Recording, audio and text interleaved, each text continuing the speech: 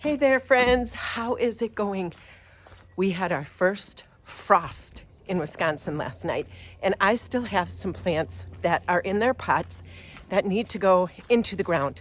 So that is what we're going to do today. I have some corabels that need to get put in, 3 I think, and then I have some 2 little containers of creeping phlox that need to go in the ground. The rest of the week is not calling for freezing temps at night, but I need to get this stuff in the ground so it can settle a little bit before the snow comes and it gets like super cold, and then they can't pull through the winter and make it until spring. So I'll flip you around and show you what I plan on doing. I think for now, I am just gonna pop them in the back of the driveway garden to get them through the winter. And you know, if I don't like them here, I can move them in the spring. But this is what I have. I have Palace Purple corabels, and then I have these little creeping phlox. Whoops. Creeping phlox Sherwood Purple. So I am going to just throw them in, give them a good drink. I'm not going to use biotone because I don't want to promote any growth. I just want them to get in and just be, like, give the roots time to settle in. Like I said, I'm not going to give these guys any biotone. I don't want to promote like flowering or growth at all. I just want them to get in the ground and let the roots take hold for the winter. You guys, I'm so sad. Like, this is probably going to be the last plants I put in the driveway garden for the 2024 season. Oh, my cats are fighting. Did you hear that? My cats are arguing. One of them probably caught a mouse or something, and the other one wants it. So anyway, when you plant corabels, you want to plant deep. Like, you want to go up to or just a little bit past the stem, because they tend to do what is called heaving. And in the wintertime, when the ground freezes, it freezes around the root ball. And then in the spring, when the ground thaws, it moves. So it tends to like push the corabels out, like, and they like pop up, and some of the roots get exposed. So you want to plant them deep. I'll bring you down and show you. I have it right at the stem of the plant. So I got my hole dug pretty deep. I'm going to put the plant in up to like right there. So you want it, the root ball, completely in the ground so that the dirt covers like the top and it comes up to the bottom part of the plant. And then in the winter or in the springtime, when it heaves, it doesn't heave quite as much. And if it does, you can take the plant out and redig the hole and then just replant it.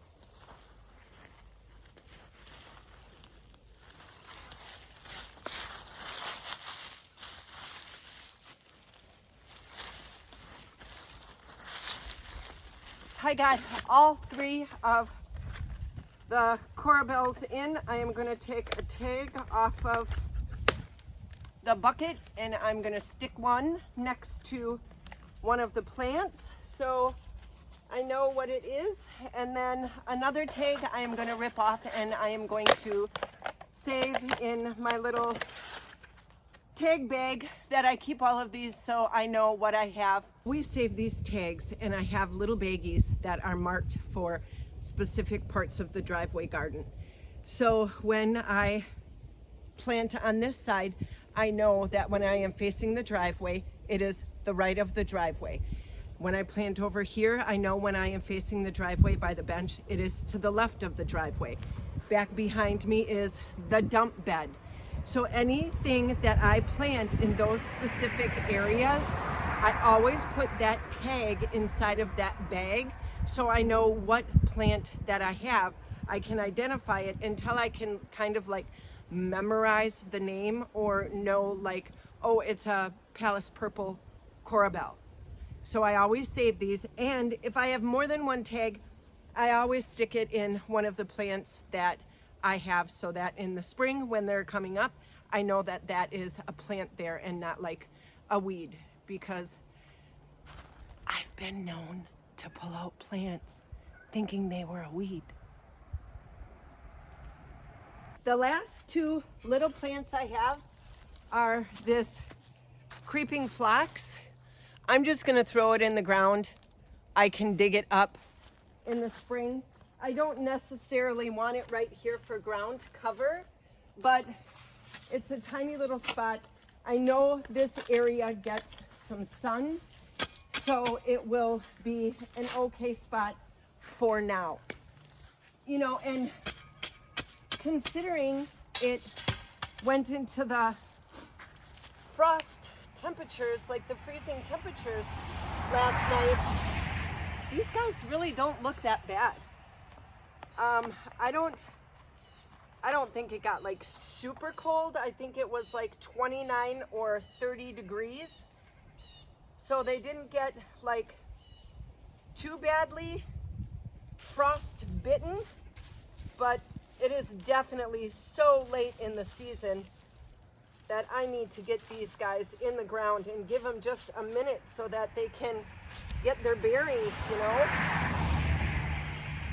and give them a minute to grow some, get their roots established. So there you go. 4 down, 1 to go. Let's get in the ground.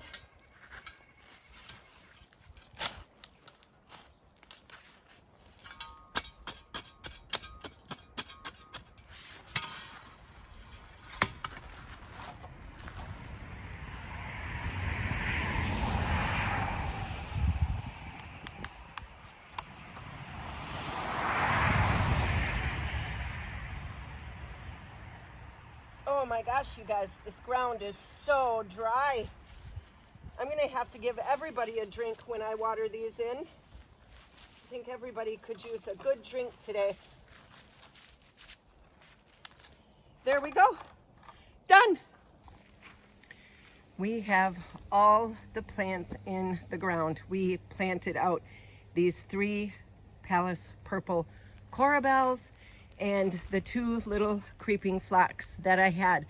And that is it for planting this year. I was going to go and see what was on the clearest racks, but I don't think I have enough time, you guys, to get stuff in the ground and let it get established. So I'm gonna have to say that's it for 2024 planting season.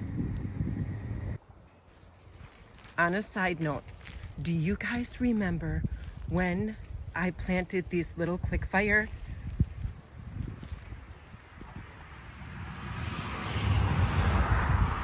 Look at that sweet little blossom. And there's a tiny little one over here. Oh, isn't that so pretty? I love it. Well, you guys, that's it. I got my last 5 plants planted. I really want to go and see if I can find some more on clearance, but I'm so afraid that it isn't going to be enough time for them to get rooted in, and then they won't come back in the spring. So I'm really debating if I should or not. It probably wouldn't hurt to look, right? And I could probably overwinter them, like in the garage or in the root cellar. I've never done that. But anyway, thanks for watching my video today. Thanks for tagging along as I plant more plants in my driveway garden. And we'll see you on the next video, you guys. Have a great day.